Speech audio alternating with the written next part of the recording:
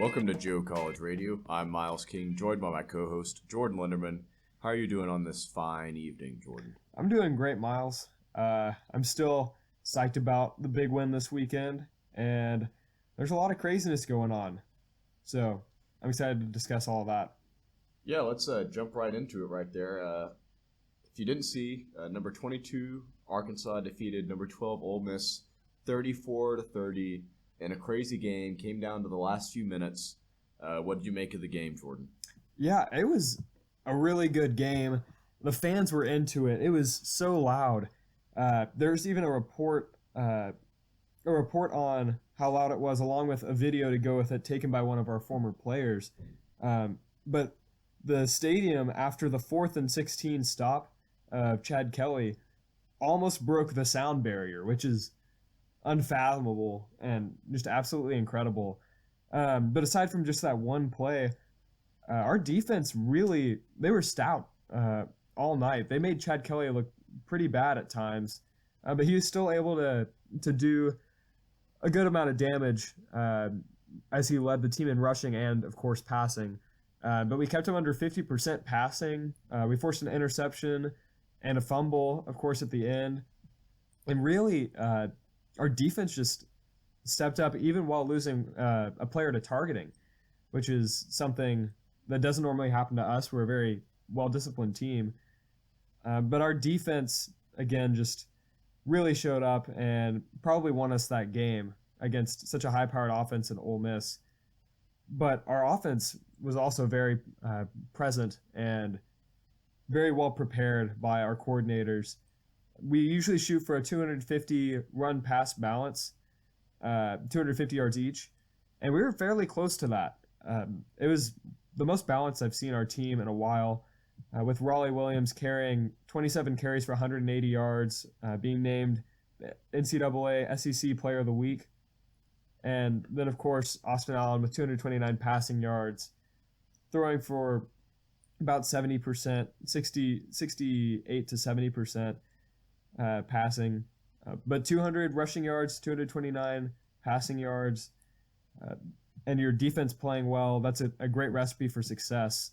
And they were very well prepared for this game. I'd have to hand a lot of the accolades to the coaches for getting our boys ready to play. Yeah, it was a real hard-fought game by both teams. Arkansas was up pretty much the whole time, and then late, Ole Miss drives down and takes the lead, but Arkansas manages to get it back, and then that huge 4th down stop. What do you think that says about just the fight in this team to be able to have the mental toughness to come back late in the game and then to be able to shut down the high-powered Ole Miss offense there? I think that's big, not only for our defense but our whole team. Losing to the 2 best teams in the SEC and then having to play the 3rd best, arguably in the SEC, definitely in the West at the time. But having to play the top 3, at least in the West, it's a big hurdle to have to jump over, and losing those first 2 didn't help, but they were definitely well prepared, and it shows the guts that our team has. We're a BYOG team. Bring your own guts, to quote Dabo Sweeney. But one thing I would like to draw some attention to, I am not understanding why all the headlines for this game are Arkansas storms back for a victory. Arkansas was up for almost the entire game, and they really only went down at the very end whenever, after Chad Kelly scored, and we were down by 3. And I'm very confused as to why the headline is talking about us having a big comeback when we led for most of the game and even had the ball for 40 minutes and 38 seconds of the game. So it's not like they could have retained a lead for any large period of time. Yeah, dominating time of possession there, as the Hogs are prone to do. But they definitely controlled for most of the game, but they still had to come back at the end. I suppose if you were to let them off the hook, you'd say that. Yeah, I guess from that 9-minute mark in the 4th quarter to the 2-minute 20-second mark in the 4th quarter, we were down. But other than that, there was no point in the game when we were losing. So it was an interesting headline to see repeated across all of the sports platforms. But I'll be okay. We got the W. We're 5-2. Strolling. I guess we'll talk about this in the next podcast, but strolling into Jordan-Hare Stadium, and we'll talk about how I think we're going to play in that game. Yeah, big win. Gets them on the right track. Let's move on to our next topic of the show.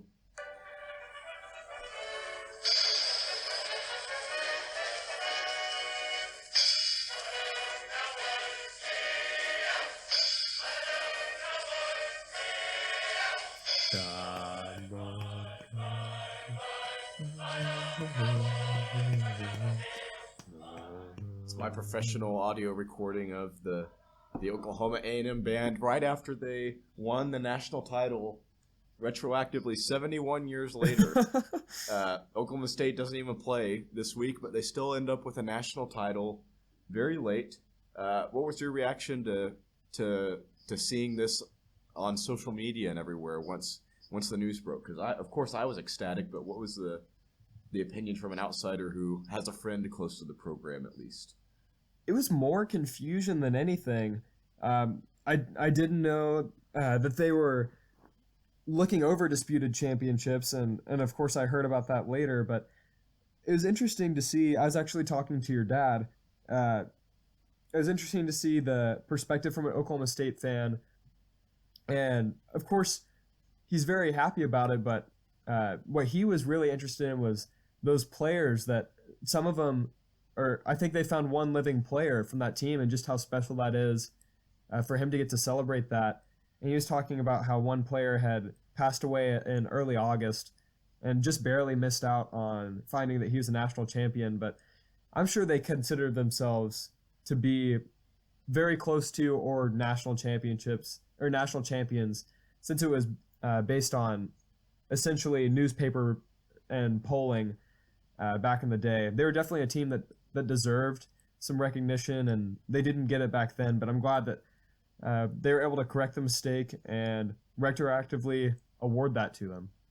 Yeah, they definitely, the 1945 Oklahoma A&M Aggies definitely had a dominant season. They finished 9-0, beating St. Mary's in the Sugar Bowl 33-13. Fun fact, they beat Arkansas 19-14 to open the season, which was their closest game. So you guys can brag that you played us the closest in our national title winning season. And an additional fun fact, in Arkansas's 1964 national championship, we actually beat Oklahoma State in that season. So maybe the recipe for national championships is for us to play each other every year. That way one of us makes it in. I think that should be the strategy we should go with. But yeah, the Oklahoma A&M was led by the blonde bomber, Bob Finnemore, who finished third in the Heisman voting, led the nation in rushing with 1,048 yards, averaging 7.4 yards per carry. He was the first pick in the 1947 NFL draft, so he really carried that team. We started 7 war veterans, including fullback Jim Reynolds, who flew 52 missions over Germany. Wow. And tackle Burt Cole, who was shot down over Yugoslavia and spent months making his way back to the Allied lines. So we definitely had some tough guys who had been through some adversity and knew how to transfer that onto the football field.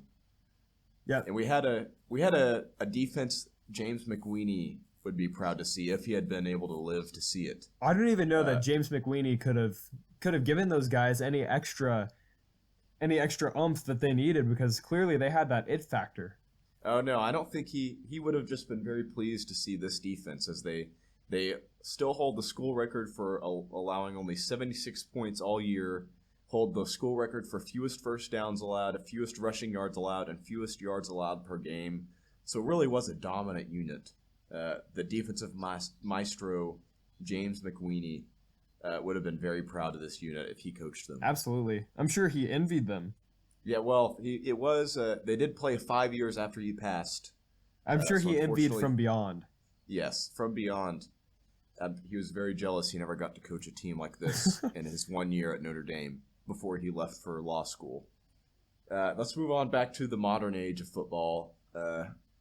What people were hyping up as possibly the biggest game of the weekend didn't turn out to be that way, but this was Alabama at Tennessee, in a game that was never really close once it got going.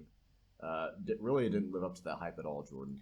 Gosh, I mean, I called this, and I knew they would not be able to play with the big Titans of the SEC West. And granted, they did get the two best teams by record so far, but gosh, this was embarrassing for them. After losing a close one to A&M, I'm sure they thought that they were going to be able to compete with the Crimson Tide, but 49-10 and being shut out in the first and fourth quarters, not really getting much done in the second or third either. There just wasn't a chance for them. Only recording 163 total yards and then conceding almost 600 yards. So there were plenty of issues with the Tennessee offense and the Tennessee defense. And even if you were to eliminate all of the offensive touchdowns that Alabama scored, they still would have won the game 14-10 off of a kickoff or a punt return for a touchdown and an interception return for a touchdown. So this is just an awful game, a game Tennessee does not want to remember at all. It was just horrible, and I'm sure Butch Jones is completely embarrassed by how they've played these past 2 weeks, losing a close one that really never should have been close, but losing a close one and then just getting absolutely demolished in this game. Yeah, I think we're starting to see the real Tennessee. They were able to stay lucky and keep it close in some of these games and pull out the victories. Georgia, Appalachian State kept it close against Texas A&M, but they really, once you come up against the Crimson Tide, if you're not for real, then you get exposed. Yeah, their defense definitely was not able to come and compete. Like you said, they gave up almost 600 yards, and they gave up 438 of those on the ground. Alabama averaged an insane 8.9 yards per carry. So they were almost getting a first down every time they ran the ball, pretty much. A pretty inept showing. All you've got to do if you're a Tennessee Volunteer fan is wait a few more years. Maybe you'll be good again. Probably not.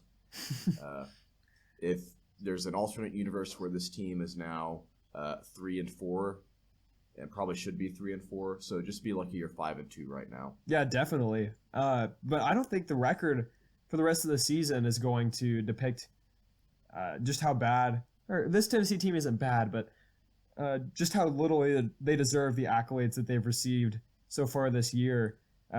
With their hardest game traveling to South Carolina on the 29th, because they have a bye before that, but they travel to South Carolina, play Tennessee Tech, Kentucky and Missouri at home, and then they travel to Vanderbilt the last game of the season. I think they'll win out, and unfortunately for them, they'll end up playing the Crimson Tide in the SEC championship again, and we all know how that one's going to end.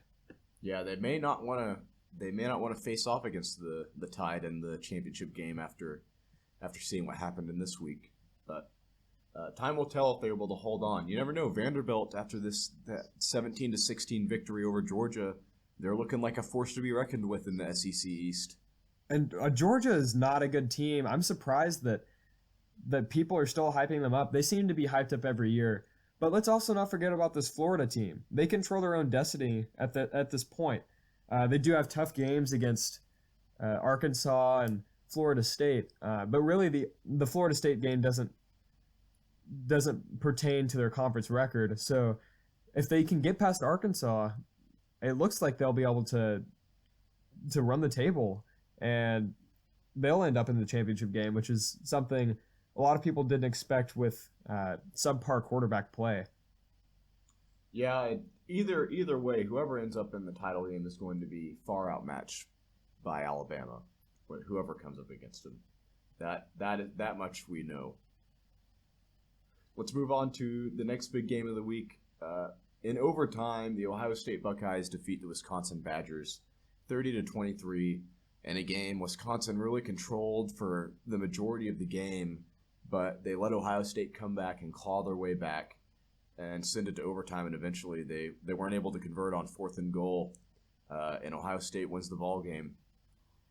Yeah, this game was very frustrating to watch. I picked Wisconsin to win because I thought that Alex Hornibrook and JT Barrett would play about the same. Hornibrook is playing far above what he was expected coming into the season with him just being a freshman, and then JT Barrett has been quite a disappointment so far.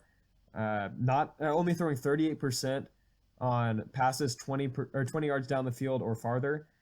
And they ended up playing almost identical. So I gave the edge to the Wisconsin ground game with Corey Clement, and he was lights out. 25 carries for 164 yards. I would take that any day. That's just incredible from your running back. But somehow, even just looking at the stats, they looked fairly even, other than the rushing game, and Wisconsin blew a big lead that they had, and just didn't come to play in the fourth quarter, it seemed like. And of course, Ohio State won in the first overtime after a sack on Hornibrook. But it was a frustrating game to watch. Of course, you always want to see the Buckeyes go down, just with them being a very talented team year in and year out. It was frustrating to watch that. As much as I don't have a particular liking for Wisconsin, I did want them to pull out the victory there and give my Michigan Wolverines, who I picked to be in the top 4, a little bit of an edge in the playoff picture. Yeah, this was this 3-game stretch we're about to preview, and of what I'll call like the near upsets this week. This one is probably the most disappointing because, like you said, you always want to see the Buckeyes go down. Nobody wants to cheer for Ohio State.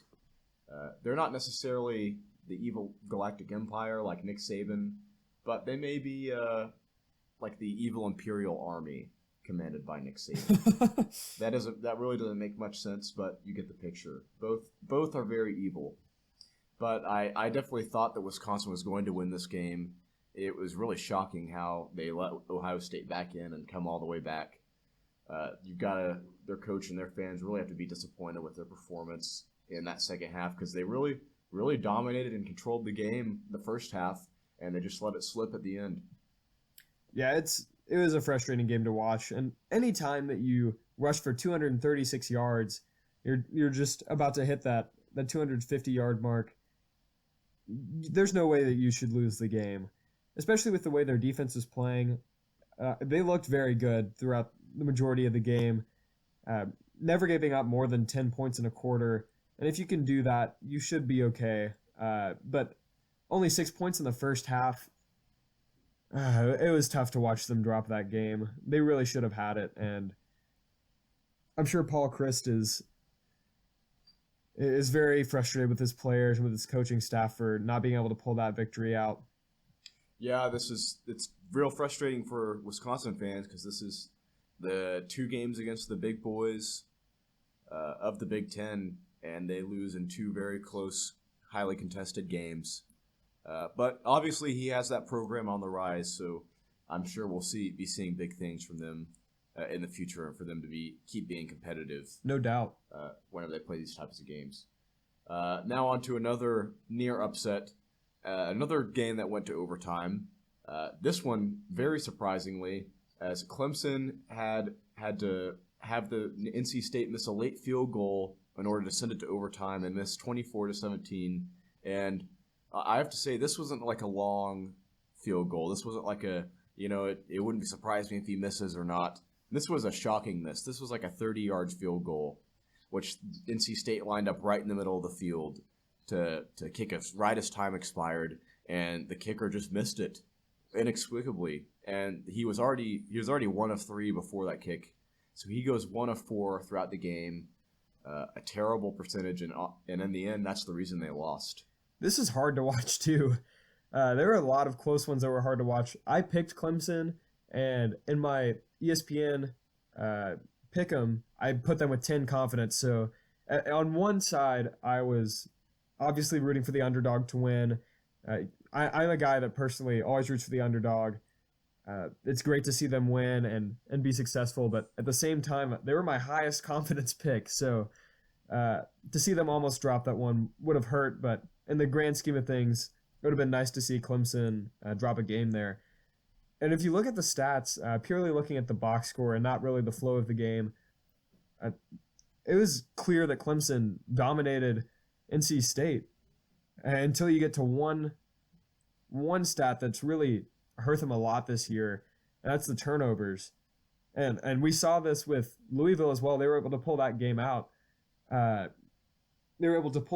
But I think it's 10 turnovers combined between those two games, and if they clean that up, they're going to be a dominant team and a force to be reckoned with. But if they continue to be sloppy with the ball, it doesn't matter how many yards you're racking up because you're giving it up in critical situations, and you're not able to convert in the red zone. You're not able to flip the field and get your opponent in bad field position situations. And so that's something that I'm sure Dabo Swinney is showing the players and coaching them up about, because that's the most costly statistic that you have. Yeah, I mean, like you said, the 4 turnovers, another very sloppy game by the Clemson offense. They obviously were trying to shoot themselves in the foot, but NC State in the end decided to shoot themselves even more as they missed the field goals, and also they had 13 penalties for 120 yards.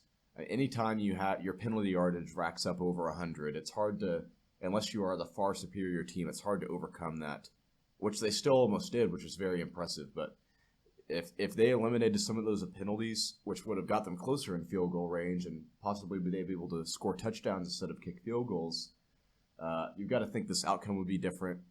But nonetheless, Clemson survives again. They stay perfect, 7-0. Look like they are primed for another berth in the playoff. They may have a little bit different fortune if they keep playing like they do, but hopefully they improve. Dabo, love him or hate him, but he is an entertaining guy, so it'll be good to see him continue to be on the national stage this year. Oh, definitely. And, I mean, they're going into a tough game in Tallahassee.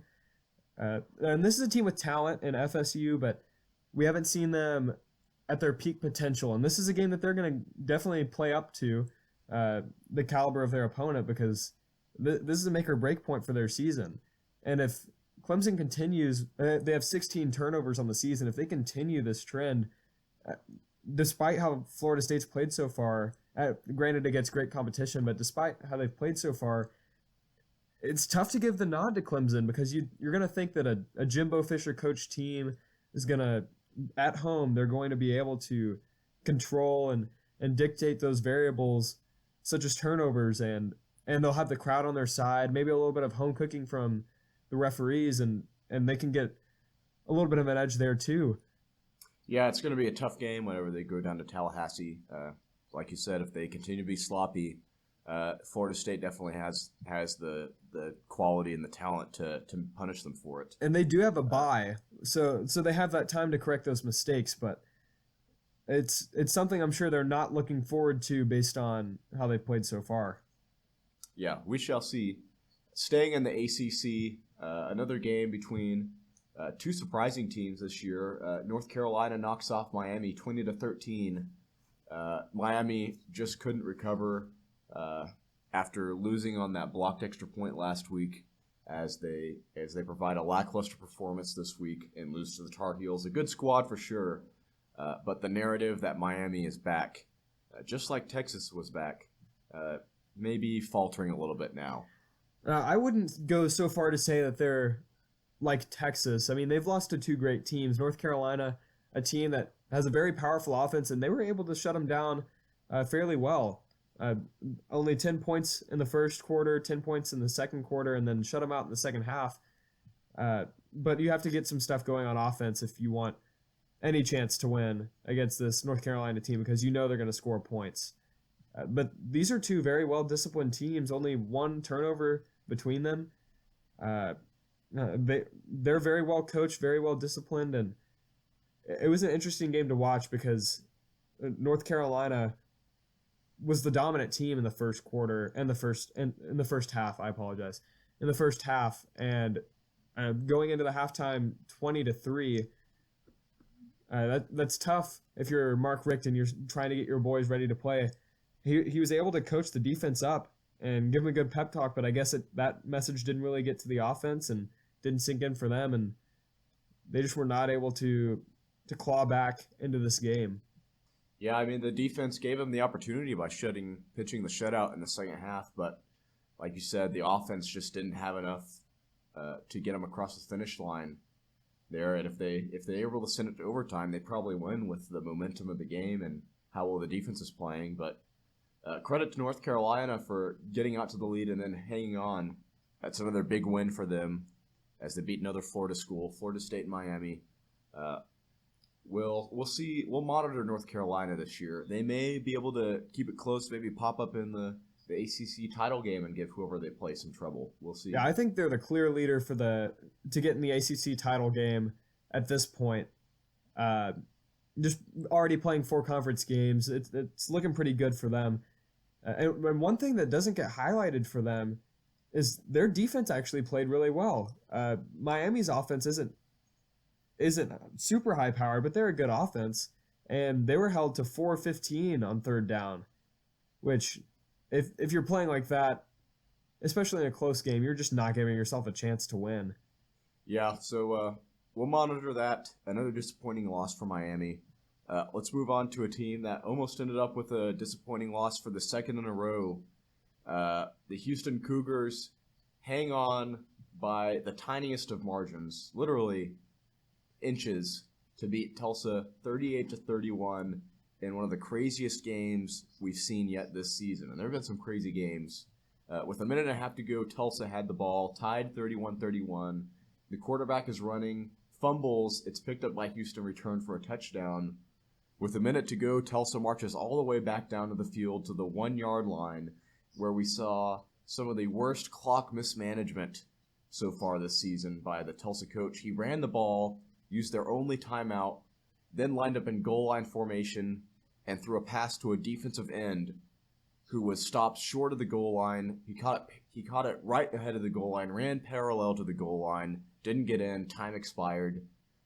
Just a bizarre decision there. They should have had at least 2 plays to throw it in the end zone. A poor play call. But what do you make of Houston almost going down in consecutive weeks? Now, I'd like to put an asterisk by that poor play call, or what you call a poor play call on the run right before the last play of the game.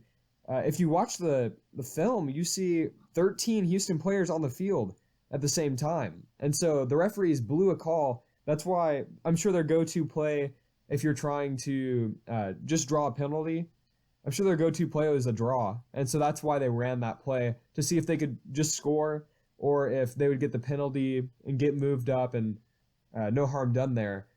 So a blown call really hurt that Tulsa team. Yeah, the call is obviously blown, but at the same time, they're already at the 1, and you don't get time back for running the play. But you would get a play. You'd get an additional play, so... Yeah, you'd get the time would stop then after the play, but still, it was I say you just throw it there. If you can get that play out in time, then of course, if you can get them to throw the ball, of course you want them to do that, but I would have just drawn the penalty and hoped that my defense could push, or that my offense could push their defensive line back 1 yard. That's kind of pathetic in and of itself that they were not able to get the push up front. But this Tulsa team is much better than a lot of people are giving them credit for. They have done fairly well in conference, annihilating their first opponent, and then at home playing a very close game against the best team in their conference. So I think that they'll end up very high in the American Athletic Conference, and they'll probably get a decent bowl game. This is a Tulsa Hurricanes team that is only looking up, and in the future getting a great running back in Shamari Brooks from Tulsa, who's just having a monster year. I would not count out this Tulsa Hurricane team if they're playing against someone in a bowl game that you'd think just by the name of the school is better than them. Yeah, they're sitting at 4-2 right now, so they could be primed for a very special season record-wise after a couple of down years recently. But that is good for Tulsa being able to stick with them. Disappointing. Like I said, there were so many near upsets this week, and no team was able to get across the finish line and pull it off. And this was another example. But definitely another exciting week in college football. There will be more to come, and we'll preview that in our next podcast. Yeah, absolutely. And again, just to hit on this this point of the Tulsa Golden Hurricanes squad, I misspoke about their demolition of their Conference USA opponent. I was thinking of a different game, but But they were able to pull out a victory against SMU, and of course this game that we were talking about. So, like I said, don't look down too much on this Tulsa team. Yep, well said. Well, thank you, Jordan, for joining me. Like I said, we'll be getting the preview of next week's podcast out in a couple days, so be on the lookout. As always, thank you for listening.